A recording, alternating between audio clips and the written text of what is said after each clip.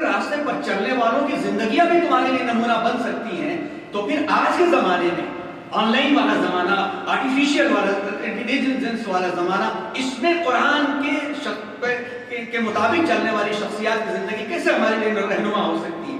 اس series کے شروع کرنے میں یہ بات سمجھ میں آئی۔ ہر مہینے کے پہلے جمعے کو یہ لیکچر ہو رہا ہے، 1 اگست کو بھی یہ ایک لیکچر ہے مغرب سے عشاء کے بیچ میں۔ اللہ ان کو جزائے خیر عطا فرمائے۔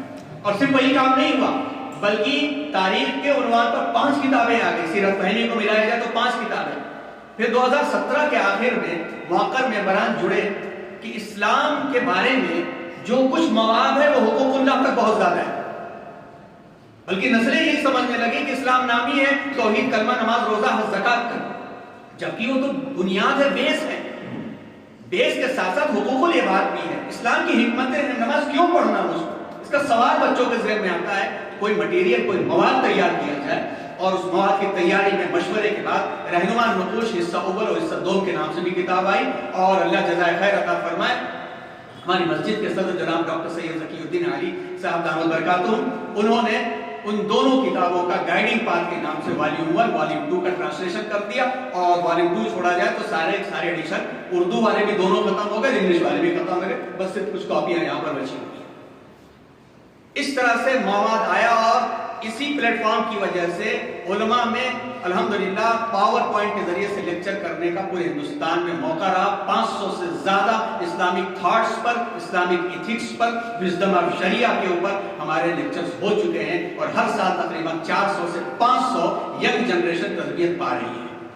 یہ جزائے خیر عطا فرمائے یونیورسل گائیڈنس سینٹر کے ممبران کو۔ لیکن آپ دیکھیے کہ اس کا ممبر کون سا تھا؟ اس کا مرکز مسجد CFTRI، یعنی ایک خطیب کا ممبر تھا۔ پتہ یہ چلا کہ خطابت اگر اپنے آپ میں اس انداز کی ہو تو کام کتنا بڑا ہوتا ہے، اور اس کے ذریعے سے کتنا اور کام ہوتا ہے۔ اور ایک اور کام یونیک ہو رہا ہے جس کو آپ جانتے ہیں، ہوم اسکولنگ کے نام سے معلمات تیار کی جاتی ہیں۔ گھروں میں پڑھانے والی معلمات ماشاءاللہ بہت مخلص ہیں، لیکن ان کے پاس مٹیریل نہیں ہے، وہ بھی حقوق اللہ تک پڑھاتی ہیں۔ بچیاں مسجد کے مکتب میں 9 سال 10 سال تک پڑھ کے نکل جاتی ہیں، لیکن اکنامیکل کنڈیشن، سوشل کنڈیشن اور ہوم سائنسز، اسلامک ویلیوز یہ پتہ نہیں رہتا۔ نتیجہ یہ ہوتا ہے کہ بچیاں اپنی زندگی کو اپلائی نہیں کر پاتی، تو ایسی معلمات تیار کی جائیں۔ گزشتہ 3 سالوں سے یہ کام چل رہا ہے، 2 بیچ پورے ہونے کے بعد اب ایڈوانس چل رہا ہے جس میں وہ سائیکالوجی پڑھ رہی ہے ماشاءاللہ۔ آخری بات، کووڈ کا سال جب شروع ہوا 2020 میں جنوری میں مشورہ ہوا مسجد مراد شاہ بی بی، جس کو شارٹ میں CFTRI کہا جاتا ہے کیونکہ CFTRI انسٹیٹیوشن کے پیچھے ہے، CFTRI سے اس کا کوئی مطلب نہیں، بس ایریا کی وجہ سے وہ مشورہ ہوا کہ یہاں پر درس قرآن شروع کیا جائے۔ ہم نے کہا درس قرآن انٹریکٹیو سیشن رکھا جائے فہم قرآن کے نام سے، اور جنوری کے مہینے میں 2020 میں آغاز ہوا، لیکن مارچ میں کووڈ کی وجہ سے وہ بند ہو گیا۔ لوگ اچھی خاصی تعداد 35-40 سے قریب آتے تھے۔ جب کووڈ کا پہلا سال پہلی ویو مکمل ہوئی تو لاسٹ میں نومبر دسمبر کے قریب، نومبر میں اکتوبر میں ہم نے خطبے دیے کہ آن لائن کی وجہ سے نوجوان نسلوں کا کیا نقصان ہوا ہے، فائدہ کیسے اٹھا سکتے ہیں کہ ہم گھروں میں نوجوان نسل کی تربیت کریں، اور آن لائن سسٹم ایک پیش کیا۔ 3-4 خطبے دیے، اور بلکہ کہا جائے ایک طرح سے کہ دل نکال کے رکھ دیا، لیکن جب بھی باہر آ کے کھڑے ہوتے تھے تو جھاڑ پھونک کے لیے اور وظیفے کے لیے تو لوگ ملتے تھے، اس امید سے آگے کھڑے ہوتے تھے کوئی آئے اور کہے کہ مولانا اس کام کو کیسے کیا جائے گا، چلیے ہم آتے، کوئی نہیں آیا۔ آخری خطبے میں ہم نے پمفلٹ بانٹا، اس کے باوجود بھی رسپانس نہیں آیا۔ بس ایک صاحب نے باہر نظر آئے اور کہا کہ حضرت اس کے لیے آپ کو کیا ہونا، میں تیار ہوں کرنے کے لیے، کیا ہونا؟ ہم نے کہا ہمیں صرف بچے چاہیے۔ کہا میرے 3 بچے ہیں۔ ہم کہا ٹھیک ہے شروع کریں گے، اور وہ ہیں ہمارے جناب محمد اسد اللہ صاحب، جن کی نسبت سے ملاقات ہوئی تو آج ماشاءاللہ ہم لوگ بھائی پڑوس ہیں، اور اللہ اسے قائم رکھے۔